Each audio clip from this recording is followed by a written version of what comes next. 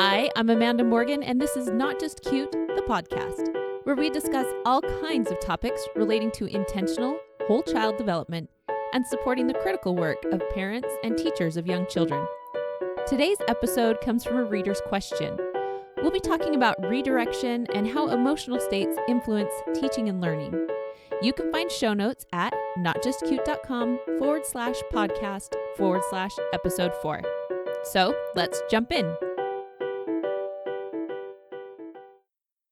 Today's question comes from Marie in Australia, who says she is looking at strategies for educators to redirect child behavior in a positive way, as well as for clarification about a line in a post I wrote which said, teachable moments cannot occur when children are in an emotional state. So let's take those one at a time. So the first question is about redirecting children. So first of all, let me explain the concept of redirection, and the best visual image that I like to use to illustrate this is that if you picture running water and it's headed for something that it shouldn't, something that it's going to flood. So it's headed for your home, or it's headed for something that it can destroy.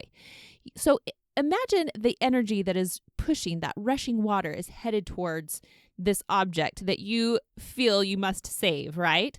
Now you can try to put up a dam to stop that water, and it may work for a time, but that energy, that momentum is going to continue, and eventually it will overflow and run over whatever you use to stop it, and it will continue towards that destructive path.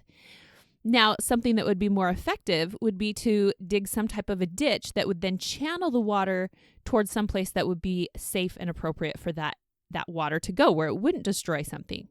So rather than stopping it with a dam, we dig a new channel and direct it somewhere where it would be more helpful, more useful, and more safe. So take that visual image and apply that towards a child's behavior. So when a child is engaging in a behavior, there's generally quite a bit of energy behind it, right? Something that is driving them towards that behavior. And sometimes we try to just stop it. We tell them to stop doing that, and it can work for a little while, but that energy continues to build up. And for most children, eventually it does spill over and they continue or engage in it again, or it just explodes into something else. But what is more effective is to redirect that same energy into an appropriate path. So let me give you a few examples. So let's say that you have a child who is jumping on furniture or climbing on things where it's not appropriate or not safe. We can tell them to stop, and that may work for a while, or for certain children for a while. But if we look more at the energy or the need that is being displayed by that behavior, we can see that there's a physical need. There's some stimulation that's being sought out, some big movement going on. And instead of just stopping, it's more helpful for us to redirect that same need into something that is appropriate. So we may take that same child, and instead of just saying stop, we can say, I see that you have a need for this type of movement. So let's turn on some music and have a dance party, or let's go outside and climb on a structure or jump on things that are appropriate. So rather than just trying to stop it, we channel that energy, we address that need in an appropriate way. Here's another example. Let's say, let's talk about children who play with their food. That's a common frustration for many parents of young children. So we can just tell them to stop and tell them that's not appropriate, and that's okay information to give to a child to understand they shouldn't be playing with their food at mealtime. But we can also see that there is a need for some type of sensory stimulation there as well. So we can say to a child, this is our dinner, this is our food that we're eating. It's really not okay to play with it in the way that you're playing. But do you know what? Right after dinner, or depending on the child and the need, maybe you take a break and do it right now. Let's say, let's go play with some Play-Doh over here, or this sensory tub of items that are for playing with. So instead of just saying, stop doing that, it's not okay, I don't want to see it anymore, we teach the parameters where it is appropriate. It's not okay to play with your mashed potatoes this way, but you can play with Play-Doh, and it's over here. And so let's do it now or after dinner, depending on the specific child and their needs. So there are a few examples, but as you can see, I can't give an example of every situation of how to redirect behavior, because at its root, redirection is recognizing the need and channeling it in an appropriate way. The word redirection gets misused sometimes, and what people actually mean is distraction. They're saying, let's redirect the behavior by distracting them from what they're doing to do something we want them to do. That's not really what I would say is redirection. That's distraction. Redirection means looking at what they're doing, looking at the behavior that is not desirable, and recognizing what the need is that is being displayed, and then channeling it into a healthy or appropriate outlet. So that's the concept behind redirection, and that will help you then to observe and see what are the needs and how can we redirect it in healthy ways so that you can come up with some of your own applications.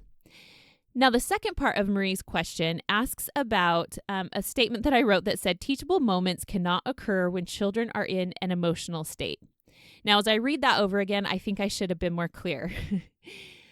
What I was referring to is that children can't learn in a negative emotional state. It's not as effective. And what I'm referring to there is what is referenced as the affective filter.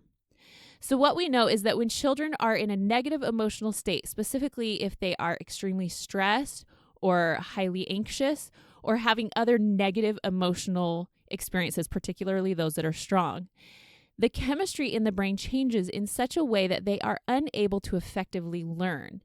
It's almost like there's short circuiting that's going on between where the sensory input comes in and where it's processed and applied. And so we have to take that into account to recognize that when children are really stressed out, say in a school situation, it's not as effective for them to learn. But we also recognize that when children are highly elevated in a negative way emotionally, so they're having a meltdown, they're having a tantrum, we can't immediately access the part of their brain that learns. Doctors Daniel Siegel and Tina Payne Bryson reference this frequently when they talk about the upstairs brain and the downstairs brain. Our downstairs brain is more primitive, more emotional, and our upstairs brain is more logical. And we can't immediately move from that downstairs brain to the upstairs brain. So if a child is in the downstairs brain, they're stressed out, they're emotional, they've flipped their lid, as they reference, and I'll link to some of the things that they've shared, their book and some other videos and helpful information about how the brain works in this emotional state. If a child is in that emotional state where they've flipped their lid, so to speak, they are in their downstairs brain, and we can't immediately access that upstairs brain without first connecting and helping them to find comfort. And so when I say that we can't access a teachable moment in an emotional state, what I'm referencing is that when a child is very upset or fearful or anxious or stressed out, we can't immediately access the part of their brain that is rational and processing information and making choices and learning. We have to first offer comfort and help them to find calm. And for some children, that's a very quick process. We can calm them down very quickly. For other children, we need to go through quite a bit of time before we have them calm down and can then teach. And so in some examples that I give, when a child is melting down, or even I've used the example with some of my older children, when we're late for school and they are stressed out and I'm upset because some of the choices they've made have led us to this point where we are late, I don't immediately give them a lecture about what has happened and what needs to change, because it's not effective in that point in time, because right then they are stressed out and they're not going to be making rational choices, and me lecturing is just going to add to that stress and anxiety and not be helpful. And so I will, particularly in that type of a situation where the learning isn't going to happen and it's not going to be helpful, I will postpone it until, say, after school or in the evening, when we can revisit the morning and talk about what happened and what we can do in the future. And then we can have a rational conversation rather than just adding fuel to this fire in this negative emotional state where he's stressed out and worried and upset. So there's one example where what we know about how the brain works changes how we address these difficult situations. With young children who are in more of a tantrum situation, it's a similar prospect. We can't immediately jump into that tantrum and say, now listen here, let's talk about what's going on and what you need to change. Because right then, they first need you to help them find calm or comfort.